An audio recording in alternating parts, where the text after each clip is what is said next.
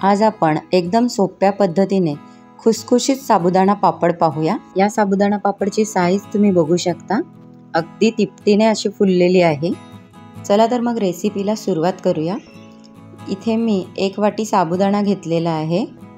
ज्या वाटीने आपण साबुदाणा घेतला त्याच वाटीने आपण पाणी घेणार आहोत। तर इथे मी आधी साबुदाणे स्वच्छ धुवून घेते 4 ते 5 पाण्याने। साबुदाणे स्वच्छ धुवून झाल्यावर त्यामध्ये आपण ज्या वाटीने साबुदाणे घेतले त्याच वाटीने 1च वाटी पाणी घालून घेऊया आणि त्यावर झाकण देऊन रात्रभर भिजत ठेवूया। आता दुसऱ्या दिवशी सकाळी साबुदाणा छान असा फुगलेला आहे। अशा प्रकारे बोटाने दाबताच साबुदाण्याचं पीठ झालं पाहिजे, इतपत आपण पाणी घालायचं आहे। आता आपण या ठिकाणी ज्या वाटीने साबुदाणा घेतला होता त्याच वाटीने 4 वाट्या पाणी घेऊया आणि हे पाणी उकळत ठेवूया। पाणी उकळतंय तोपर्यंत आपण एका मोठ्या टोपामध्ये साबुदाणा काढून घेऊया आणि त्यामध्ये 2 चमचे मीठ घालून घेऊया। आता यामध्ये उकळलेलं गरम पाणी घालून घेऊया। 1 वाटीसाठी मी 4 वाटी पाणी घेतलं आहे। आता हे साबुदाणे छान शिजवून घेऊया। साधारण 10 मिनिटे इतका वेळ आपल्याला साबुदाणे शिजवायला लागतो। साबुदाणा ट्रान्सपरंट झाला की त्यावर झाकण देऊन ठेवूया।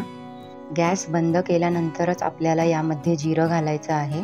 आधीच जिरं घातलं तर साबुदाण्याच्या पापड्यांचा कलर बदलू शकतो। तुम्हाला जर पांढरे शुभ्र साबुदाण्याच्या पापड्या हव्या असतील तर गॅस बंद केल्यानंतरच जिरे घालायचे आहे। आता इथे आपण साबुदाण्याच्या पापड्या करण्यासाठी बांगड्या वापरलेल्या आहेत, जेणेकरून आपल्या पापड्या एकदम व्यवस्थित गोल अशा येतील। इथे दाखवल्याप्रमाणे अशा प्रकारे साबुदाण्याच्या पापड्या पाडून घेऊया। साबुदाण्याच्या पापड्या कडक उन्हामध्ये वाळवल्या तर लवकर वाळतात।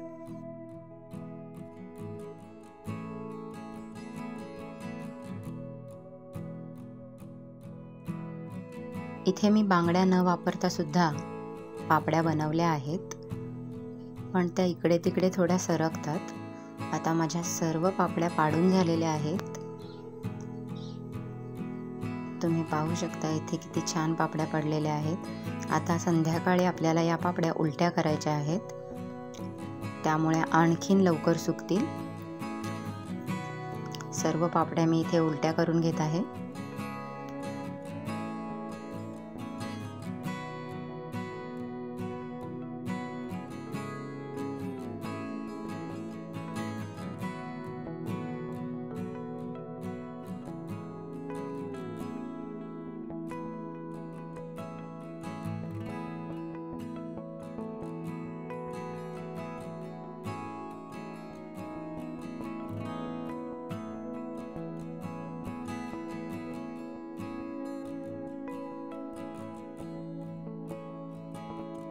आता या पापड्या उन्हामध्ये खूप छान वाळल्या आहेत, अगदी कडकडीत वाळल्या आहेत।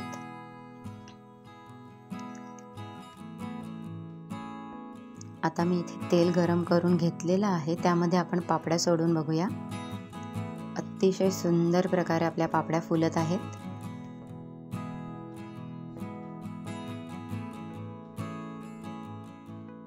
कशी वाटली आजची आपली रेसिपी? जर आजची आपली रेसिपी तुम्हाला आवडली असेल तर चॅनलला लाईक, शेअर आणि सबस्क्राईब नक्की करा। सोबतच बेल आयकॉन सुद्धा दाबा, त्यामुळे आपल्या चॅनलवर अपलोड होणाऱ्या सर्व रेसिपीज तुम्हाला पाहायला मिळतील।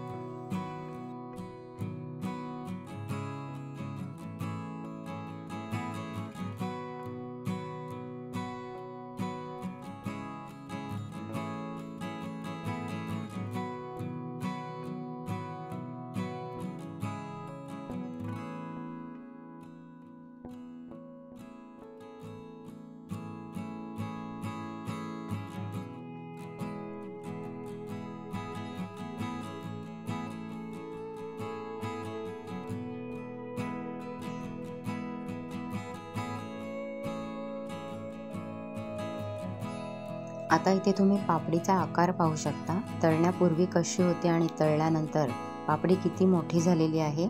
यावरूनच तुम्हाला अंदाज येत असेल की आपली साबुदाणा पापडी किती खुसखुशीत झालेली आहे ते। तुम्ही सुद्धा अशा प्रकारच्या झटपट साबुदाणा पापड्या नक्की तयार करून बघा।